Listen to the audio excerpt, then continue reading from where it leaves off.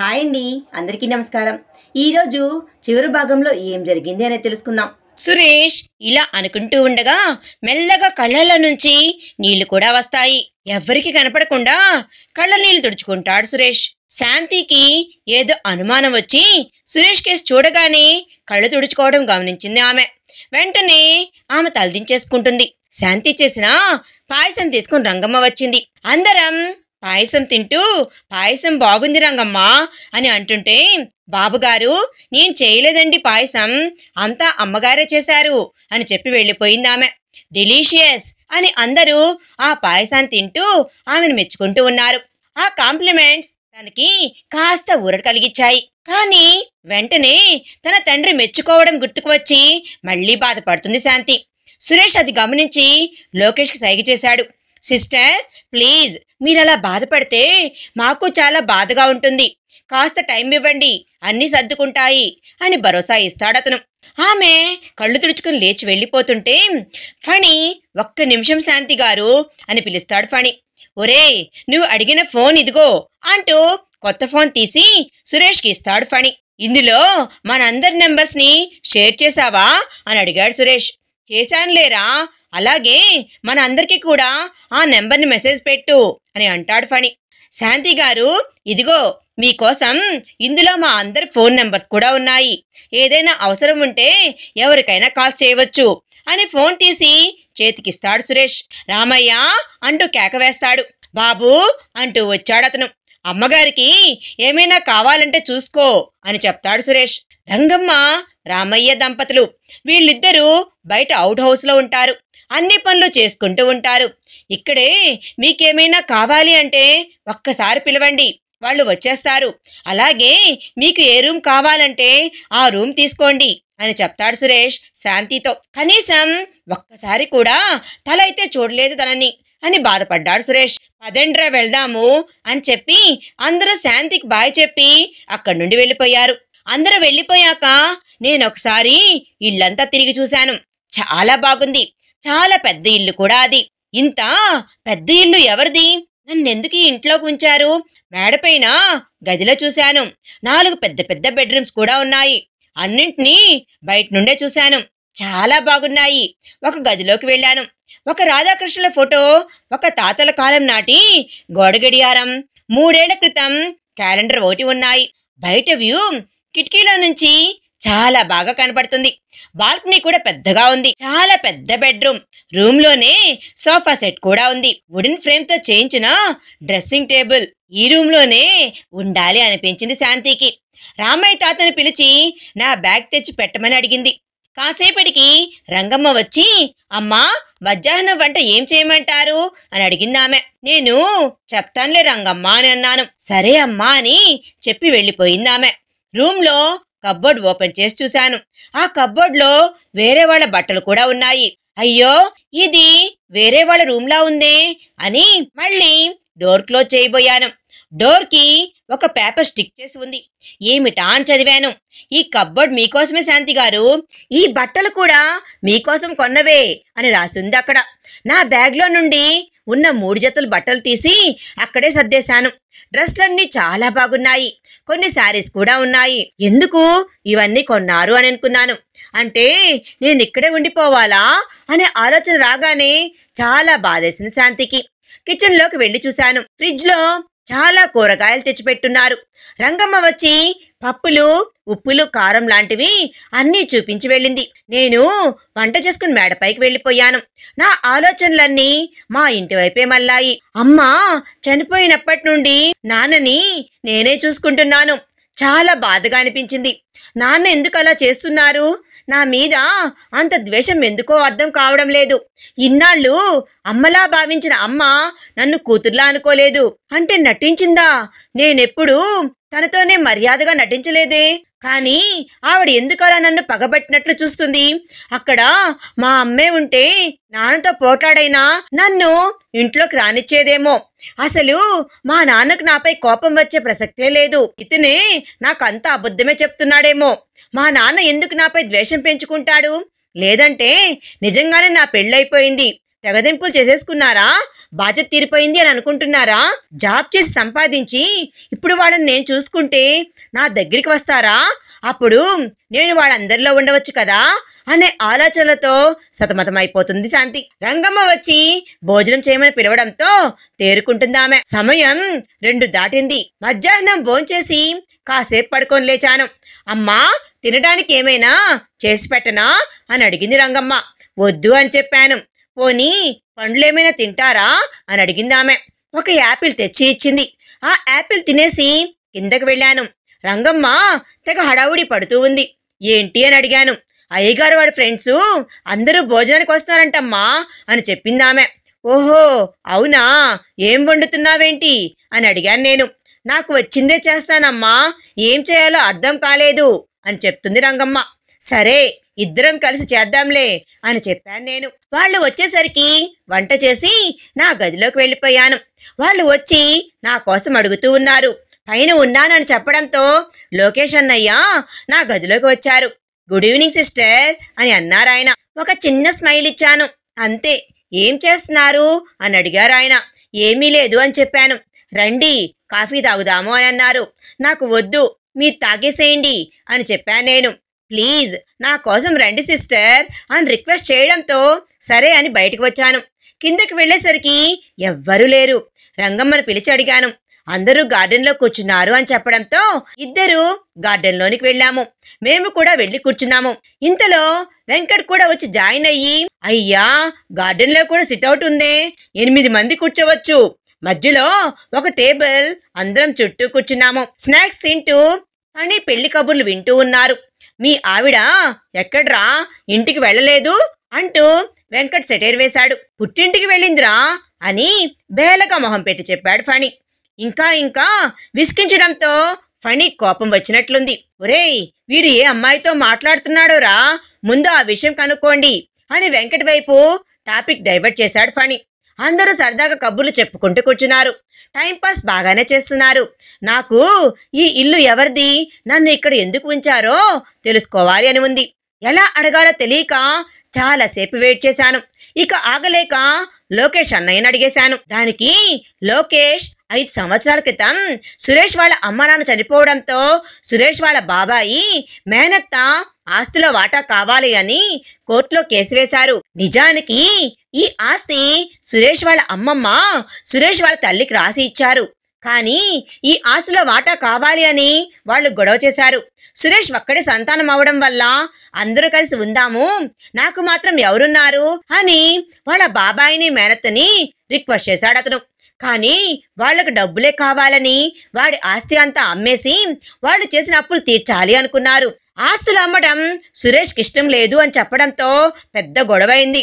ఇంత పెద్ద ఇంట్లో ఒక్కడే ఉండలేక వాడు ఇంటికి తాళం వేశాడు. ఇక నిన్ను తీసుకుని వచ్చాడు, ఆ ఇంట్లోనే ఉంటున్నాడు. కోర్టులో కేసు ఉండటంతో కంపెనీ మూతపడిపోయింది. జాబ్ వెతుక్కొని చేసుకుంటూ ఉన్నాడు. నిన్ను అక్కడ అందరూ మాట్లాడటంతో విసిగించడంతో అని ఇక్కడి నుండి షిఫ్ట్ అవ్వాలి అనుకున్నాడు. నిన్న మేమందరం ఆఫీస్ అవ్వగానే ఇక్కడికి వచ్చి ఇల్లంతా క్లీన్ చేసి అలా అలంకరించేశాము. మీకు నచ్చిందా అని అడిగాడు లోకేష్. నేను సమాధానం ఇవ్వలేదు. రాత్రికి అందరం భోజనం చేశాక అందరూ వెళ్ళిపోయారు. శాంతి తన రూమ్లోకి వెళ్ళిపోయింది. సురేష్ మిద్ది పైన ఒక గదిలోకి వెళ్ళిపోయాడు. శాంతి మాత్రం జరిగింది మర్చిపోలేక సురేష్ పై కోపం పెంచుకుంటూ ఉంది. ఇంకా చెప్పాలి అంటే అతన్ని చీదరించుకున్నట్లు చూసింది.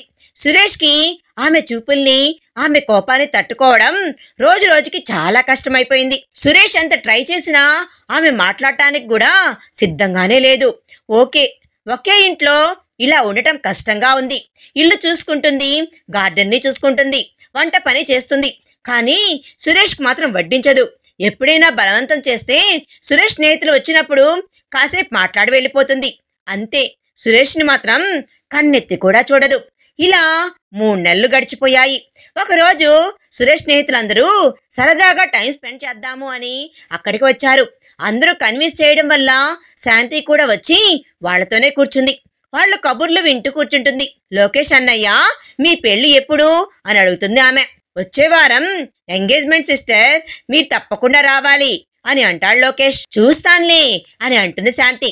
చూస్తానంటే కుదరదు, ఒరేయ్ నువ్వు దగ్గరుండి తీసుకొని రావాలిరా అని సురేష్తో చెప్తాడు లోకేష్. సరేనా, భార్యాభర్తలం అన్నాక మేం కలిసే వస్తాము అని సురేష్ అనడంతో శాంతికి బాగా కోపం వస్తుంది. అందరి ముందు అరిచేస్తుంది. ఏంటండి, నేను చెప్పానా మీరు నా భర్త అని? ఎందుకు పదే పదే గుర్తు చేస్తున్నారు? నాకు అసలు ఇక్కడ ఉండటమే ఇష్టం లేదు. మీరే నా మొగుళ్ళ ఫీల్ అయ్యి నా గురించి మీరే డెసిషన్ తీసుకుంటున్నారు అంటూ తిట్టేస్తుంది ఆమె. స్టాప్ ఇట్, పోనీలే ఆడపిల్లవు కదా అని నిన్ను నేను ప్రొటెక్ట్ చేస్తూ ఉంటే నువ్వేంటి ఇలా మాట్లాడుతున్నావు అని సురేష్ కోపంగా ఇంట్లో నుండి వెళ్ళిపోతాడు. ఏంటమ్మా ఇదంతా? చూడమ్మా, నిన్ను వదిలేయాలి అనుకుంటే వాడెప్పుడే వదిలేసిండేవాడు. తన వల్ల నీ లైఫ్ అంధకారంలో పడిపోయింది అని చాలా బాధపడుతున్నాడు అని లోకేష్ అన్నాడు. ఒంటరిగా నువ్వేమవుతావో అని నీ గురించి ఆలోచిస్తూ ఉన్నాడు. మీ ఇంటికి ప్రతిరోజు ఫోన్ చేసి మాట్లాడుతూ ఉన్నాడు. కనీసం మీ అమ్మ మాట్లాడమన్నా కూడా మాట్లాడదు అని రిక్వెస్ట్ చేస్తూనే ఉంటాడు. మీ అమ్మమ్మ నాన్నలు నిన్ను వదిలేస్తున్నారు అని ఫనీ అంటున్నాడు. వాడు తాళి కట్టినందుకు నీ అసహ్యాన్ని భరిస్తూనే ఉన్నాడు. కానీ నువ్వు ఈరోజు ఇంతమందిలో ఇంత గట్టిగా అరిస్తే వాడు మాత్రం ఎలా తీసుకుంటాడనుకుంటున్నావు? వాడికి స్వభావమానం ఉంటుంది కదా అని లోకేష్ శాంతంగా చెప్తాడు. ఇన్నాళ్ళ నుండి వాడు నువ్వెప్పుడెప్పుడు మాట్లాడతావని ఎదురు చూస్తున్నాడు వదినా అని వెంకట్ అంటాడు. శాంతి ఫోన్కి కాల్ వస్తుంది. ఫోన్లో విన్న విషయం తట్టుకోలేక స్పృహ కోల్పోతుందామె. ఫణి వచ్చి శాంతి ఏమైంది అంటూ మొహంపై నీళ్లు చల్లి లేపారు. ఏమైందమ్మా అని అడుగుతాడు అతను. లోకేష్ అన్నయ్య ఆయనకి యాక్సిడెంట్ అయిందంట అని ఏడుస్తూ చెప్తుంది. మళ్ళీ అదే నెంబర్ కాల్ చేస్తాడు అతను. వెంకట్ వివరాలు కనుక్కొని అందరూ హాస్పిటల్కి బయలుదేరారు. సురేష్ బైక్ ని కార్ ఢీకొట్టడంతో బాగా దెబ్బలు తగులుతాయి. మోచేతులపై మోకాలపై బలంగా తగిలాయి. కానీ నడుముకు మాత్రం ఆపరేషన్ చెయ్యాలి అని డాక్టర్ చెప్పడంతో సురేష్ ఫ్రెండ్స్ డబ్బులు అరేంజ్ చేసి ఆపరేషన్ చేయించేశారు. స్పృహ రావడానికి 24 గంటలు పడుతుంది అని చెప్తారు డాక్టర్. డాక్టర్ని ఒకసారి వెళ్ళి చూడవచ్చా డాక్టర్ అని అడుగుతుందామె. డాక్టర్ వెళ్ళవచ్చు అని, కానీ ఎక్కువసేపు మీరక్కడ ఉండటానికి వీలు లేదు అని చెప్తాడు అతను.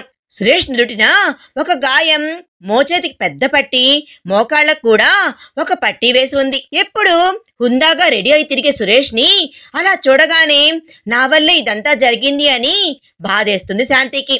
ఐఆమ్ సారీ అండి, మీతో అలా మాట్లాడాల్సింది కాదు, తప్పంతా నాదే, ఇంకెప్పుడు మీతో అలా బిహేవ్ చేయను అని 2 చేతులు జోడించి క్షమాపణ చెప్పి బయటికి వచ్చేస్తుంది శాంతి. శాంతి, ఉదయం నుండి ఇక్కడే ఉన్నావు, కనీసం వాటర్ కూడా తాగలేదు, నువ్వు ఇంటికి వెళ్ళమ్మా అని లోకేష్ చెప్తాడు. కానీ శాంతి దానికి ఒప్పుకోదు. ఆయనకి స్పృహ వచ్చేంత వరకు ఇక్కడే ఉంటాను అని చెప్తుందామె. వెంకట్ బలవంతం చేయడంతో ఓ కప్పు కాఫీ తాగుతుంది.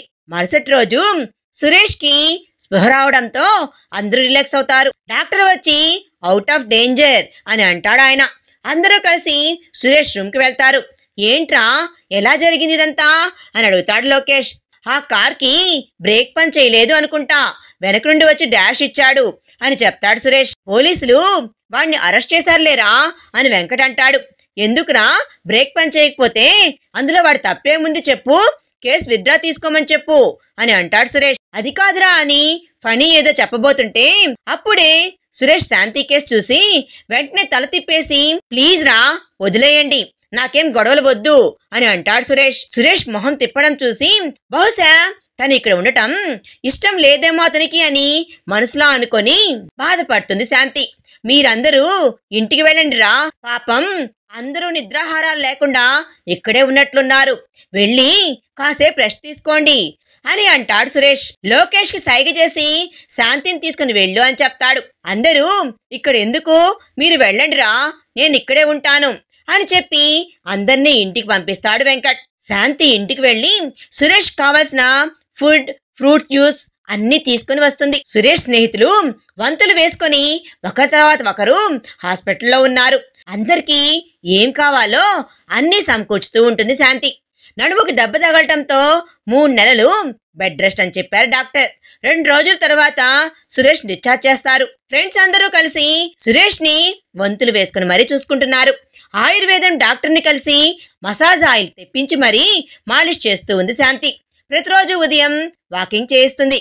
అతనికి ఏం కావాలో అన్ని దగ్గరుండి చూసుకుంటుంది. కానీ సురేష్తో మాత్రం మాట్లాడదు. ఇప్పుడిప్పుడే మనిషి సహాయం లేకుండా నడవటం మొదలు పెడతాడు సురేష్.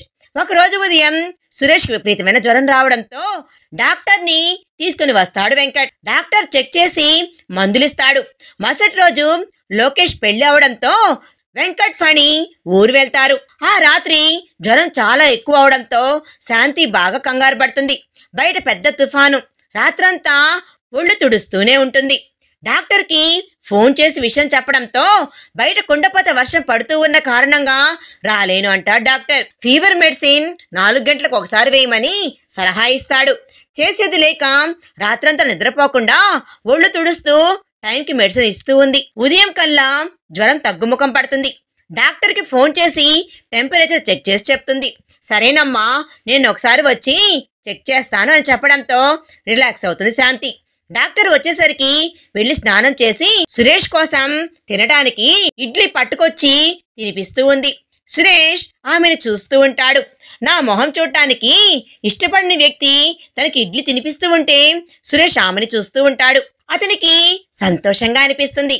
ఆమె ఇవన్నీ పట్టించుకోకుండా తన పని తాను చేసుకుంటూ ఉంటుంది. అమ్మా, డాక్టర్ గారు వచ్చారు అని రంగమ్మ డాక్టర్ని తీసుకొని సురేష్ గదిలోకి వస్తుంది. రండి డాక్టర్ గారు అని అంటుంది శాంతి. ఏంటమ్మా చాలా కంగారు పడుతున్నావు రాత్రి అని అడిగాడు శాంతిని డాక్టర్. చూడండి, రాత్రంతా మూలుగుతూనే ఉన్నారు. 103 జ్వరం ఉండటంతో కంగారు పడ్డాను. నిన్నంతా ఏమీ తినలేదు డాక్టర్. ఇప్పుడే బలవంతం చేస్తే ఒక ఇడ్లీ తిన్నారు అని చెప్పుకొచ్చింది ఆమె.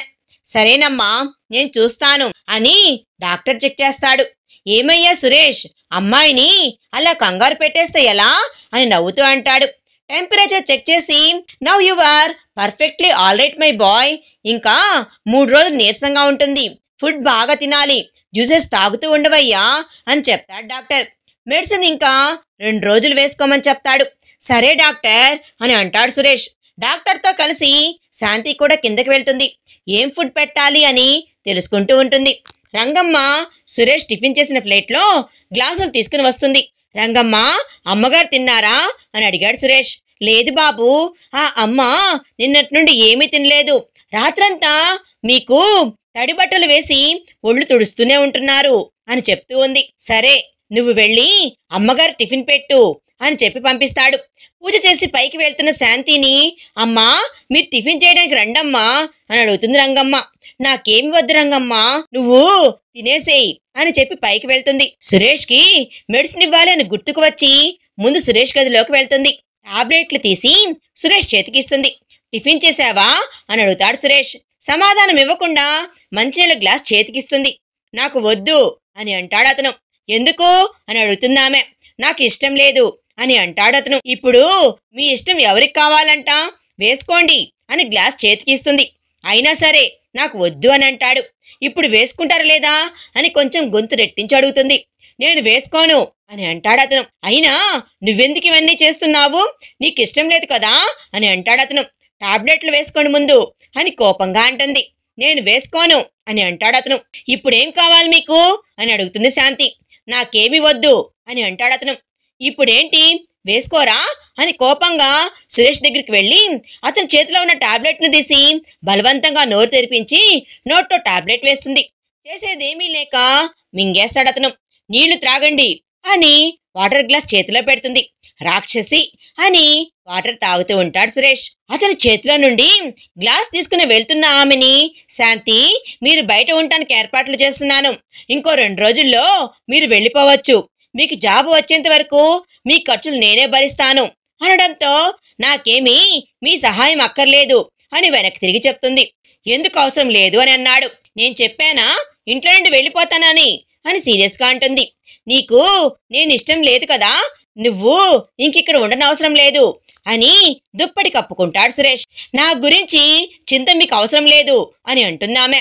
ఇప్పటి వరకు మీరు నన్ను చూసుకున్నారు కదా, నేను ఇలానే అన్నానా, అయితే నాకు ఎవ్వరి సాయం అక్కర్లేదు అని గట్టిగా అంటాడు. ఏంటి నా మాట నాకే అప్పచెప్తున్నారా అంటూ సురేష్ దగ్గరికి వస్తుంది.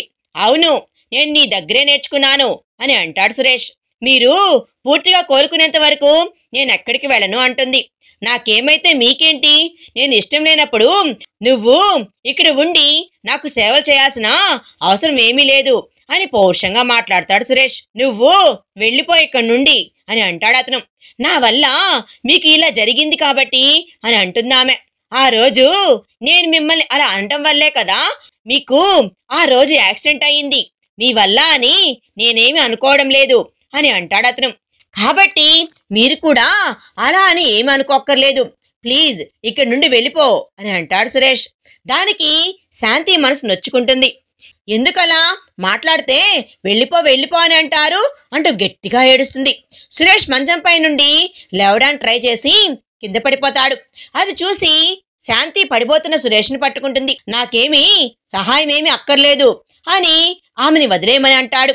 మీరు ఎన్ని అన్నా నేను పడతాను, కానీ నేను మాత్రం ఇక్కడి నుండి వెళ్ళను అని సురేష్ని మంచం పైన కూర్చోబెడుతుంది.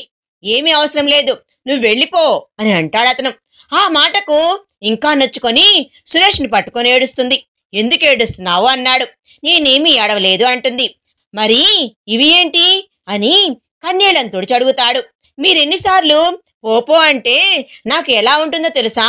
నువ్వే కదా నేను ఇష్టం లేదు అన్నావు, ఇక్కడ ఉండటం ఇష్టం లేదు అన్నావు, అందుకే నీ దారి చూసుకోమన్నాను. నేను ఇంకో అమ్మాయిని పెళ్లి చేసుకుంటాను అని చెప్పాడు. ఇంకో అమ్మాయిని పెళ్లి చేసుకుంటాను అనే మాట వినగానే శాంతికి ఒక్కసారిగా భూమి కంపించినట్లుగా అయింది. మౌనంగా ఉండిపోయింది. నేను మాత్రం ఇలా పరాయి అమ్మాయితో ఉండాలి అనుకోవడం లేదు అని అంటాడు అతను. నేను పరాయి అమ్మాయినా అని ఏడుస్తూ అడుగుతుంది. అంతే కదా, మనం ఇష్టంతో పెళ్లి చేసుకోలేదు కదా, మనసా వాచా కర్మణ అన్నారుగా. నేను కూడా ఒక అమ్మాయిని చూసి మనస్ఫూర్తిగా పెళ్లి చేసుకొని సంతోషంగా ఉండాలనుకుంటున్నాను. మీరు కూడా ఇంకో అబ్బాయిని చూసి పెళ్లి చేసుకో. ఆ మాట వినగానే కోపం వచ్చింది శాంతికి.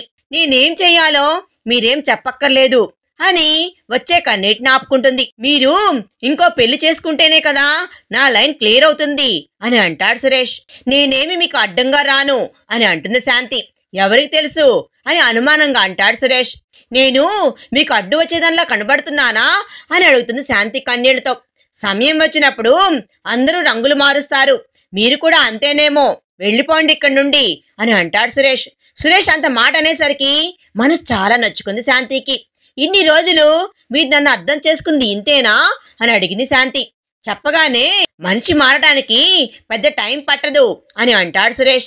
నా వల్ల మీకంత పెద్ద యాక్సిడెంట్ అయింది, ఇంత పాపం మూట కట్టుకొని నేను జీవోత్సవంలా బతుకుతున్నాను.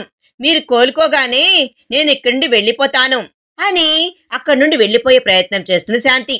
నీ వల్ల నాకు యాక్సిడెంట్ జరగలేదు, నన్ను వెహికల్ డాష్ ఇవ్వడం వల్ల నా బైక్ యాక్సిడెంట్ అయింది అంతే అని చెప్తాడు. ఆ రోజు నేను మీపై అరవటం వల్లే కదా మీరు ఇంట్లో నుండి కోపంగా బయటికి వెళ్లారు. ఆలోచించుకుంటూ వెనక వచ్చే వెహికల్ మీరు చూసుకోలేదు, నాకు తెలుసు అంటూ చిన్నపిల్లలా ఏడుస్తుంది. నువ్వు ఏదో ఒక సాకు చెప్పి ఇక్కడ ఉండాలని చూడకు అని అంటాడు సురేష్. ప్రామిస్ అండి, మీరు ఒకసారి కోలుకున్నారని తెలియగానే మరో నిమిషం కూడా ఇక్కడ ఉండకుండా ఈ ఇంటి నుండి వెళ్ళిపోతాను అని అంటుంది శాంతి. వామ్మో, ఇదేదో మొదటికే మోసం వచ్చేలా ఉంది అని అనుకొని ముందు మీకు పెళ్లి చేసి ఇక్కడి నుండి పంపించాక నేను పెళ్లి చేసుకుంటాను అని సమాధానం ఇస్తాడు. మీకు దండం పెడతానండి, ప్లీజ్ నా పెళ్లి గురించి మాత్రం అస్సలు మాట్లాడకండి అని బరువెక్కిన మనసుతో అంటుందామె. అలా ఎలా కుదురుతుంది? మీకు పెళ్లి చేస్తే నా బాధ్యత తీరుతుంది, నేను కూడా హ్యాపీగా నా భార్యతో ఉండవచ్చు అని అంటాడు సురేష్. మీకు నా మీద నమ్మకం లేకపోతే ఒక పేపర్ మీద రాసిస్తాను, మీరు ఇంకో అమ్మాయిని పెళ్లి చేసుకోండి, కానీ నన్ను మాత్రం మీ నుండి దూరంగా వెళ్ళమనకండి అని ప్రాధేయపడుతుందామె.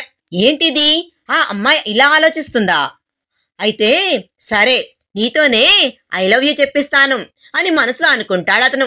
నేనేంటో నీకిష్టం లేనప్పుడు నాకు ఎవరి వల్ల యాక్సిడెంట్ అయితే నీకెందుకు, నేనెప్పుడు కోలుకుంటే నీకెందుకు, నువ్వు పెళ్లి చేసుకుని వెళ్ళిపోయి ఇక్కడి నుండి. అయినా నీకు నాకు ఏం సంబంధం ఉందని నాకు సేవ చేయాలి నువ్వెవరో నేనెవరో అని మొహం తిప్పేసుకుంటాడు సురేష్. అదేంటి అలా అంటారు, నేను మీ భార్యని అంటూ ఆపేస్తుందామె. భార్యవా? నాతో ఎప్పుడైనా మాట్లాడావా? కనీసం నా కేసైనా చూసావా అని అడుగుతాడు అతను. తను అడిగే ఒక్క ప్రశ్నకు కూడా తన దగ్గర సమాధానమే లేదు. ఎప్పటికైనా నేను నా మనసులోని భావాల్ని చెప్పకపోతే ఆ దేవుడు నన్ను క్షమించడు అని అనుకొని తన కన్నీళ్లను తుడుచుకొని, నేను ఇక్కడికి వచ్చిన కొద్ది రోజులకే మీరేంటో నాకు అర్థమైంది. కానీ మా వాళ్ళని ఎప్పటికైనా కలుసుకోవాలని మీకు దూరంగా ఉండాలి అనుకున్నాను. లేదంటే ఆ రోజు పెళ్లిలో జరిగిందంతా నిజమవుతుంది అని భయపడ్డాను అని వెక్కి వెక్కి ఏడుస్తుంది. పిచ్చి పిల్ల అంటూ శాంతిని గట్టిగా హత్తుకుంటాడు. ఎవరో ఏదో అనుకుంటారు అని నువ్వు నలిగిపోయావు. జీవోత్సవంలా బతుకుతున్నావు నువ్వు. ఈ రోజు ఇంత బాధపడుతూ ఉంటే నీకోసం ఎవరైనా వచ్చారో చెప్పు అని అన్నాడు సురేష్. ఎవ్వరూ రాలేదు అని కన్నీళ్లను తుడుచుకుంటూ చెప్తుంది. మరి అలాంటి వాళ్ల కోసం నువ్వు మనసు చంపుకొని బ్రతికావు, తప్పు కదా అంటూ ఆమె కన్నీళ్లను తుడుస్తాడు. మొదటిసారిగా సురేష్ కళ్ళల్లోకి కళ్ళు పెట్టి చూసి కళ్ళతోనే నవ్వుతుంది. నిన్ను ఎక్కడికి పంపించను. నీకిష్టం ఉన్నా లేకపోయినా నువ్వు నా దగ్గరే నా భార్యగానే ఉంచుకుంటాను, సరేనా? మరి ఇంకో పెళ్లి చేసుకుంటా అన్నారు అని బుంగమూతి పెట్టి అడుగుతుంది ఆమె. ఊరికే అన్నాను. నీ మనసులో ఉన్న బాధ బయటికి రావాలి అని అలా అన్నాను. నీకు నేనంటే ఇష్టమనే సంగతి హాస్పిటల్లోనే బెడ్ పైన నాకు కనపడింది. నువ్వెప్పుడెప్పుడు చెప్పేస్తావా అని ఎదురు చూశాను. నువ్వు చేసిన సేవ ఏదీ సానుభూతితో చేయలేదు, ప్రేమతో చేశావు అని సురేష్ అంటాడు. నిజంగా నేను మిమ్మల్ని ప్రేమిస్తున్నానా అని అడుగుతున్న అమాయకంగా. శాంతి, ప్రేమ కాకపోతే మరి ఏంటి ఇదంతా అని అన్నాడు అతను. తెలీదు అంటుంది. ఇంత అమాయకురాలు కాబట్టి నిన్ను అందరూ కలిసి మోసం చేశారేమో. శాంతి, రా, ఇలా రా, వచ్చి నా దగ్గర కూర్చో అని కూర్చోబెట్టుకుంటాడు అతను. సరే, ఇప్పుడు చెప్పు, నేనంటే నీకేంటో అని అడుగుతాడు అతను. ఆమె కళ్ళల్లోకి చూస్తూ మీరంటే నాకు చాలా గౌరవం అని అంటున్నామె. అయ్యో బాబోయ్, గౌరవమా? చాలా పెద్ద మాట వాడేశావే అని అంటాడు సురేష్. తెలీదు, నాకు మీరంటే చాలా గౌరవం అనే భావన కలుగుతుంది. మీరు నాతో నడుచుకునే విధానం చాలా హుందాగా అనిపించింది. మీరు నాపై చూపే శ్రద్ధ నాకు ఒక భక్తి భావన ఇచ్చింది. చాలు మేడం, నేను మీకు తాళి కట్టాను. నువ్వు నా రెస్పాన్సిబిలిటీ అని ఆ హక్కుతోనే చేశాను. భర్త మీద గౌరవంతో పాటు ప్రేమ కూడా కురిపించాలి అంటూ శాంతి బుగ్గ వరకు వెళ్ళి ఐ లవ్ యూ అని బుగ్గగిల్లుతాడు. కాస్త గట్టిగానే బ్యాడ్ బాయ్ అంటూ అతని గుండెలపైన ప్రేమగా కొడుతుంది. ఈ ఇంటి మహారాణి నువ్వే, నువ్వు చాలా మంచి అమ్మాయివి, అందుకే అందరూ కలిసి నిన్నే టార్గెట్ చేశారు అని అర్థమవుతుంది నాకు అంటూ కన్నవాళ్లకు దూరమయ్యావు. ఇటు పరిచయం లేని ఒక మగవాడితో ఉండలేక ఎంత నలిగిపోయావో నాకు తెలుసు. మీ వాళ్ల కోసం నా ప్రయత్నం చేస్తూనే ఉన్నాను అని అంటాడు సురేష్. మీరు ఇంకేం ప్రయత్నం చేయకండి అని అంటుంది శాంతి. జరిగిన దాంట్లో మనిద్దరు తప్పులేదు అని నువ్వు గుర్తిస్తే మనిద్దరం ఇక మీద సంతోషంగా బ్రతకచ్చు అని అంటాడు సురేష్. వస్తున్న ఆమె కన్నీరును తుడుస్తూ తప్పకుండా అని చేత్తో చేయి వేస్తూ చెప్తుంది. ఐ లవ్ యూ శాంతి అని ఆమెను గట్టిగా హత్తుకుంటాడు. ఐ లవ్ యూ టూ అని శాంతి కూడా ఇంకా గట్టిగా హత్తుకుంటుంది. శాంతి, నన్ను ఆ అలమర దగ్గర తీసుకుని వెళ్ళవా అని అడుగుతాడు అతను. ఆమె సహాయంతో అలమర వరకు వెళ్లి ఒక బాక్స్ తీసుకుని వచ్చి మళ్ళీ మంచం పైన కూర్చుంటాడు. ఆ బాక్స్ లో నుంచి ఒక నల్ల పూసల గొలుసు తీసి శాంతికిస్తాడు. ఇది మా అమ్మ గొలుసు, నిన్ను మనస్ఫూర్తిగా నా జీవితంలోకి ఆహ్వానిస్తున్నాను అని అంటాడు సురేష్. అయితే మీరే దీన్ని నా మెడలో వేయండి అని అంటుంది ఆమె. ఒక్క నిమిషం అని చెప్పి వెళ్ళి కాసేపటికి వచ్చింది. ఏమండి, నా నుదుటిన ఈ కుంకుమ పెట్టి నల్ల పూసలు వేయండి అని అంటుంది ఆమె. సురేష్కి శాంతిలో వచ్చిన మార్పు ఎంత సంతోషాన్ని ఇచ్చింది. సురేష్ అలానే చూస్తాడు. ఆ అక్షింతలు వేయండి అని సురేష్ కాళ్ళకు నమస్కారం చేస్తుంది. ఆమెను పైకి లేపి ఇక మీదట నువ్వు నా కాళ్లపై పట్టం నాకు ఇష్టం లేదు అని అంటాడు సురేష్. అందులో తప్పేముందండి, మీరు నాకన్నా వయసులో పెద్దవారు, మీరు దీవిస్తే నేను నిండు నూరేళ్లు ఇలా మీతోనే సంతోషంగా ఉంటాను అని అంటుందామె. నా దీవెన్లన్నీ ఎప్పుడు నీతో ఉంటాయి అని ఆమెను హగ్ చేసుకొని ఆమె నుదుటి పైన ముద్దు పెడతాడు సురేష్. దానికే ఆమె సిగ్గుపడుతుంది. 2 రోజుల తర్వాత సురేష్కి ఫోన్ వస్తుంది. ఆ ఫోన్ మాట్లాడి పెట్టేయగానే సురేష్ గట్టిగా శాంతిని పిలుస్తాడు. ఏమైందండి అని పరిగెత్తుకుంటూ వస్తుంది. ఇన్ని ఇయర్స్ నుండి కోర్టులో వేసిన కేసు నడుస్తుంది కదా, మనమే గెలిచామంట. మన లాయర్ గారు ఫోన్ చేసి చెప్పారు, ఇక మన ఆస్తులన్నీ మనకే వస్తాయి అని సంతోషంగా చెప్తాడు. ఇదంతా నువ్వు నన్ను యాక్సెప్ట్ చేయడం వల్లే, నువ్వు నా జీవితంలోకి రావడం వల్లే అని అంటాడు సురేష్. అదేం కాదులేండి, న్యాయం మీ వైపు ఉంది కాబట్టే అని అంటుందామె. థ్యాంక్ యూ శాంతి, నువ్వు నా జీవితంలోకి వచ్చినందుకు అని అంటాడు సురేష్. ఇద్దరు ఒకరినొకరు హగ్ చేసుకుంటారు. ఇంతటితో ఈ కథ సమాప్తమైంది. మరొక మంచి కథతో మీ ముందుకు వస్తాను. ఈ కథ నచ్చితే లైక్ చేసి మీ విలువైన అభిప్రాయాన్ని కామెంట్ రూపంలో తప్పకుండా తెలియజేయండి. కొత్తవారు మన ఛానల్ చూస్తున్నట్లయితే ప్లీజ్ సబ్స్క్రైబ్ చేసుకోండి. Thanks for watching.